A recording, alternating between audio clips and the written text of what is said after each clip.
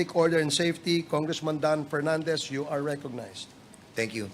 Maraming po salamat. Magandang umaga po sa ating lahat. Today, as we embark on another day of hearing, discussing certain issues relating on illegal pogos that was eventually stopped by the government, and no less than the President Ferdinand Bongbong Marcos. Still, we heard certain areas in our country that continually operating their illegal operations. As we are continuing to deliberate in this Quad Committee, these illegal operators operating their clandestine operations without haste. Iba talaga ang kinang ng pera ng salapi sa mata ng ating mga nasa gobyerno at nagpapatupad ng mga batas. Nakakalungkot isipin na after the declaration of the President on the stoppage of this illegal pogo, meron pa rin na nahuli sa Cebu, sa Kawit, Cavite, at just recently sa Cagayan, which turned out na non-operation na, or maybe, just be notified of the impending raid of the PNP. Indeed, yung galamay ng sindikato dito sa operasyon ng Pogo ay di tumitigil. Bakit kaya? Napakahaba naman ata ng kanilang PC. Napakadami naman nilang salapi that even with the pronouncement of the President on the stoppage of these Pogos, still, there are certain places where Pogos still exist. Hukayin po natin ang ugat ng lahat ng ito at saan sila kumukuha ng lakas ng loob upang ipagpatuloy ang mga iligal na operasyong ito.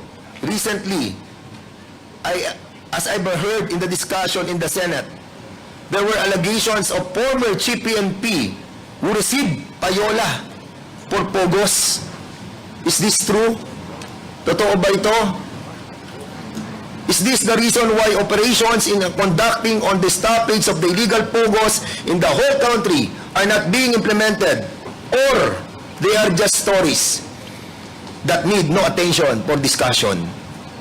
Bakit masyado ata madaming pera at bilyon-bilyon ang operasyon ng Pogo?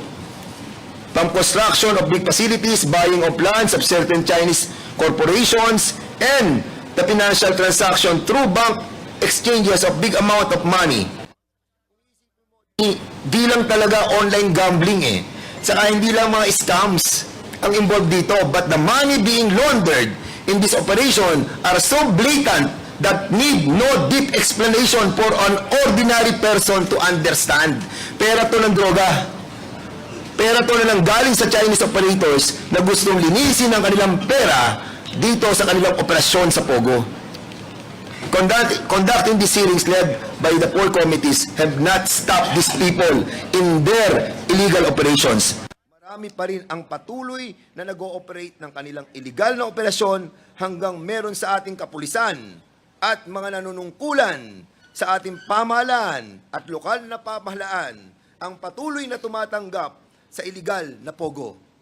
Sila na dapat na magpatupad ng pagpapatigil ng Pogo must be held responsible as well. Marami pa po tayong dapat gawin. Marami pa po tayong dapat na malaman. Mahirap makipaglaban sa kinang ng salapi na bumubulag sa ilan nating kababayan upang ipagpatuloy pa rin ang operasyon ng Pogo. Sa ating mga kababayan, tulungan niyo po kami. Kung meron po kayong nalalaman sa patuloy na pag-ooperate ng illegal na Pogo sa inyong mga lugar, buligligin po natin o bulabugin po natin ang ating mga nanunungkulan sa ating mga bayan at mga hepe ng kapulisan na kumilos sa kanilang mga nasasakupan.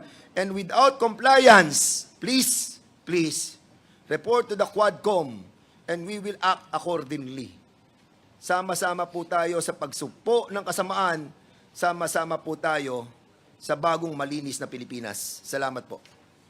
Thank you, Congressman Dan Fernandez. The next to deliver his opening remarks is Congressman Benbenito Abante Jr., the chairman of the Committee on Human Rights. You are recognized.